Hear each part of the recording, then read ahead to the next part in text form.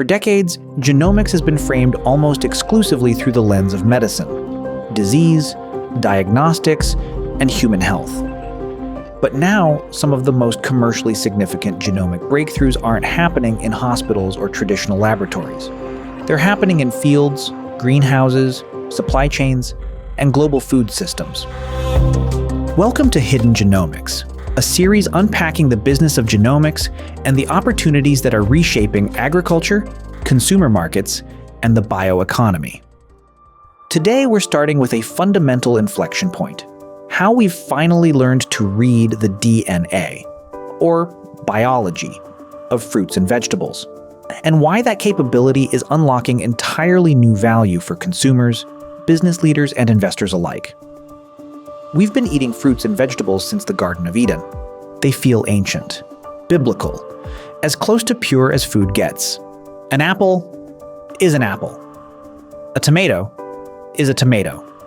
A mushroom is weird, but still familiar. Here's what's wild and wonderful. Some of the fruits and vegetables you're buying right now, at Whole Foods, at Safeway, at your local grocery store, are behaving differently than they did 20 years ago. They last longer. They're more consistent. Some are engineered to be better for your blood pressure. And they waste less, like dramatically less. That didn't happen by accident, and it didn't happen through traditional breeding. It happened because scientists finally learned how to read the instruction manual that's been inside every plant since the beginning. We're talking about DNA, the actual code, letter by letter, and once we can read it, we can edit it. Not with radiation or crossbreeding guesswork, with precision, like using find and replace in a document. This is genomics, and it's rewriting the rules for all that food can be. Let's back up. Plants evolved for one thing: survival in nature. They evolved for fields, for forests, for seasons, for pollination by bees and birds. They did not evolve for refrigerated trucks traveling 2,000 miles. They did not evolve for sitting on a grocery store shelf for a week. And they definitely didn't evolve for feeding 8 billion people. Here's the problem.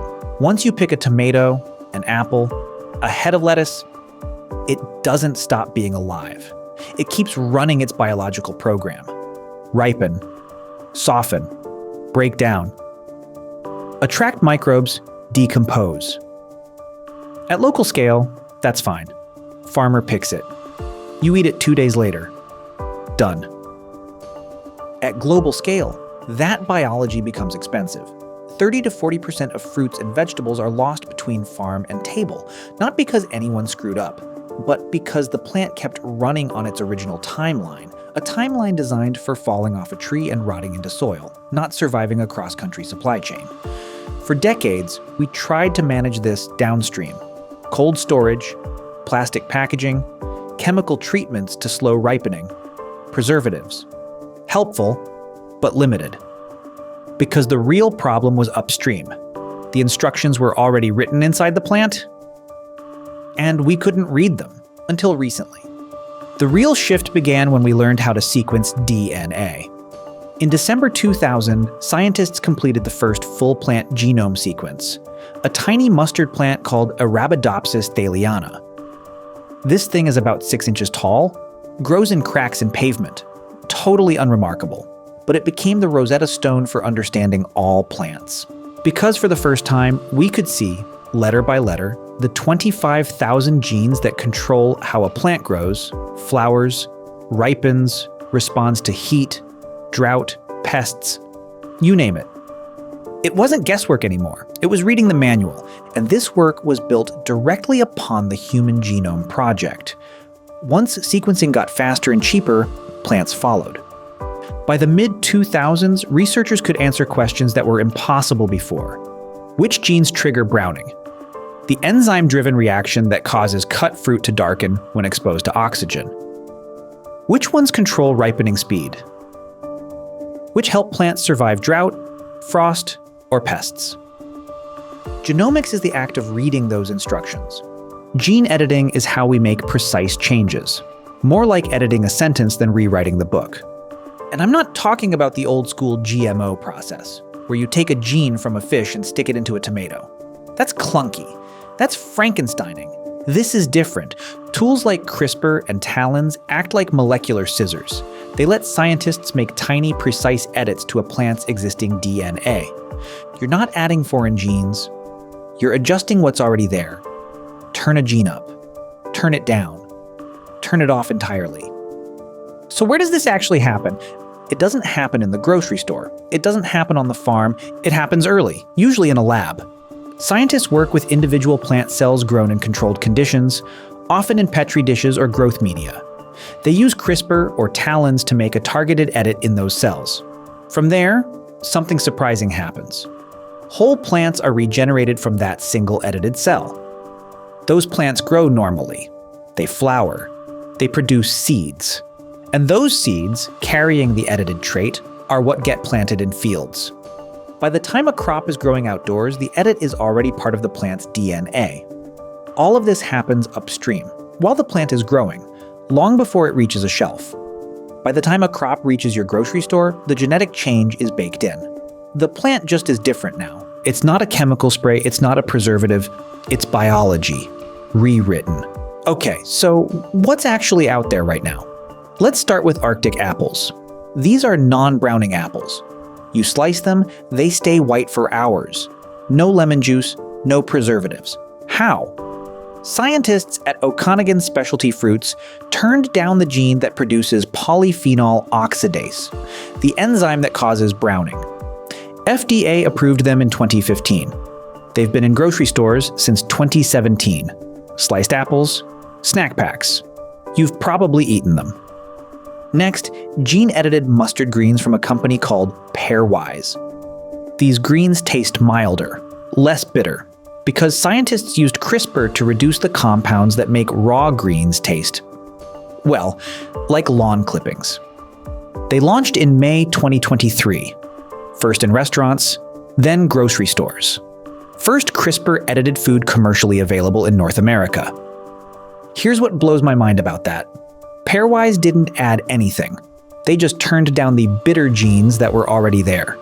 Same plant, different expression. Now let's talk about Japan. In September 2021, a company called Sanatech Seed released a tomato called Sicilian Rouge High GABA. GABA is gamma-aminobutyric acid. It's a compound associated with supporting healthy blood pressure and relaxation. Normal tomatoes have some GABA. These have 4 to 5 times more. Same tomato, same recipes. Just optimized for a health outcome people already want.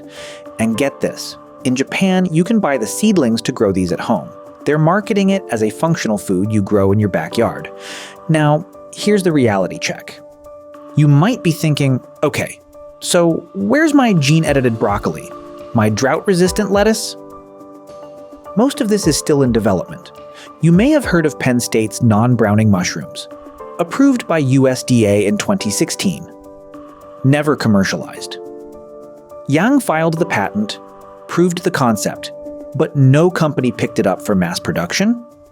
Yet, a lot of these traits, drought tolerance, pest resistance, heat resilience, are being developed by big AGRI companies like Corteva and Bayer Crop Science, but they're focused on staple crops first: corn, soybeans, wheat. The consumer-facing stuff? That's newer and slower, but it's coming. Here's why this isn't just about fancy tomatoes. Climate change is making farming harder. Droughts are longer. Heat waves are more intense. Pests are migrating to new regions. Traditional crops can't keep up. Gene editing allows us to build in resilience before the plant ever goes in the ground. Imagine a lettuce variety that needs 30% less water. A strawberry that resists a common fungus without fungicides. A potato that doesn't bruise as easily, so less gets thrown away. These aren't cosmetic upgrades, they're system-level improvements. Fewer pesticides, less water, less waste, more reliable yields. And here's the economic angle that Genomics Media Group focuses on. This is about who owns the biology. Once you can edit DNA with precision, value shifts from land to intellectual property. The companies that own the best performing cell lines, the most resilient gene edits, the cleanest flavor profiles, they're building the platforms that underpin the entire food system. This is the same shift that happened in tech. Software ate the world. Now, genomics is eating agriculture. And the returns?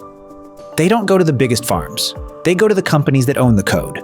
Let's talk about the elephant in the room. GMOs. People hear gene editing and think, oh great, Frankenfoods. But here's the distinction that matters. Traditional GMOs, like BT corn or Roundup Ready soybeans, involve taking a gene from another organism and inserting it into the plant. Gene from a bacterium. Into corn. That's transgenic. Foreign DNA.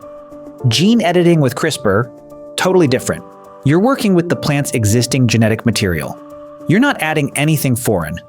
You're just adjusting the dials on what's already there. It's like the difference between writing a new chapter in a book versus changing a word in an existing sentence. That's why regulation is different. In the US, USDA decided in 2016 that many gene-edited crops don't require GMO-level oversight because there's no foreign DNA. Japan took a similar approach. The EU, way more restrictive. They regulate gene-edited crops almost the same as traditional GMOs, which has slowed adoption there. But here's what I think matters more than labels. Does the change reduce waste? Does it lower chemical use such as pesticides? Does it make food more accessible, more nutritious, more resilient? If the answer is yes, the method is less important than the outcome. So where does this go? Fruits and vegetables aren't going to stop being familiar. An apple will still look like an apple. But the biology underneath, that's getting smarter. We're moving toward a world where plants are optimized for the reality we've built.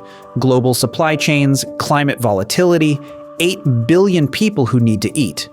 That means less food lost between farm and table. Less water wasted on crops that fail. Fewer chemical inputs because plants are engineered to resist pests and stress naturally. More dependable harvests, even as weather gets less predictable. And here's the part that gets me genuinely excited. This is just the beginning. We've only scratched the surface of what's possible when you can read and edit biology with precision. The next time you slice a tomato that tastes better than you remember, open a carton of berries that lasts a week instead of 3 days, or grab a salad mix that doesn't turn to mush overnight. You're not imagining it. You're seeing the result of biology we finally learned how to read. Same foods, smarter instructions. And the companies building those plant instructions, they're the ones reshaping the future of food, the future of medicine, materials, energy. Genomics isn't just changing what we eat, it's changing everything biology touches. And that's a much bigger story. If this episode opened your eyes to something you didn't know was happening, do us a favor, like, subscribe, and share this wherever you get your podcasts. We're just getting started. Want to go deeper? Full scientific references, company breakdowns, and the business layer behind all of this. Head to our Substack. We're also Genomics Media on YouTube and on all platforms. We track where genomics creates value, who owns the biology, and which companies are building the platforms that will define the next economy. This is Hidden Genomics, the science you're already eating, wearing, and living with. You just didn't know to look for it.